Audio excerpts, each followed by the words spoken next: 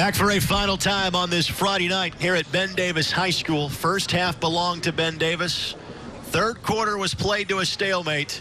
The fourth quarter was all Carmel. 3 touchdowns in the final 7 minutes and 16 seconds. A couple of interceptions proved costly. And Carmel gets, as you put earlier, Mark, probably their most impressive win of the season, come from behind fashion. Our highlights all come from quarter number 4. Yeah, and they needed him. They were able to find him, talking about Walker, and he was able to be ultra efficient tonight in terms of maximizing his possession. I think the very first possession offensively for the Carmel Greyhounds, Greg, didn't come away with a score, but it was just a good, strong, sustained drive, and it kind of set the tone for the second half. So the first touchdown by Walker tied it at 21. The interception by Akins and the touchdown by Watkins made it 28-21.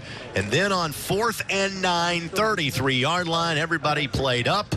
Walker able to get behind his man. There was a flag thrown, but it was against Ben Davis. And that would lead us to our final score, 35-21 in favor of the Greyhounds this evening. And we kind of talked about, Mark, in terms of the conference race, Center Grove is likely away to the championship at this point. So other than beating a big rival, what does this win really mean for the Carmel Greyhounds? Well, I think they got down 21-7. I think it shows the resiliency, and I think it speaks to their staff's ability. That guy right there leads them, John Herbert. He gives him the opportunity to make adjustments on the fly. They countered what Ben Davis threw at them. Don't get me wrong, Ben Davis came in with a great game plan on both sides of the football. They just out-countered him and put together a really good, solid second half of football. And again, this is a team poised for a very deep tournament run because, Greg, I maintain, despite the record, no disrespect to the Trojans, but the gap, in my opinion, is just not that great between Center Grove, Warren Central, and Carmel. We'll see Coach Hebert and his team again next Friday night in hopefully drier conditions. It'll be at Carmel Stadium. The always great battle every year between Warren Central and Carmel.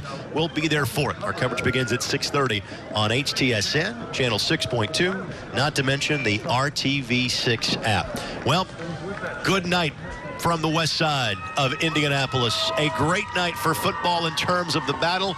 Not so much in terms of the weather from halftime into half number 2. The Carmel Greyhounds finish with a flourish. They score the game's final 4 touchdowns and the only point scored in half number 2. They win by a final score this evening of 35-21 over Ben Davis. For Mark Janes and our entire Webstream Sports crew, this is Greg Rakestraw. Thanks for watching the Friday Football Frenzy on HTSN.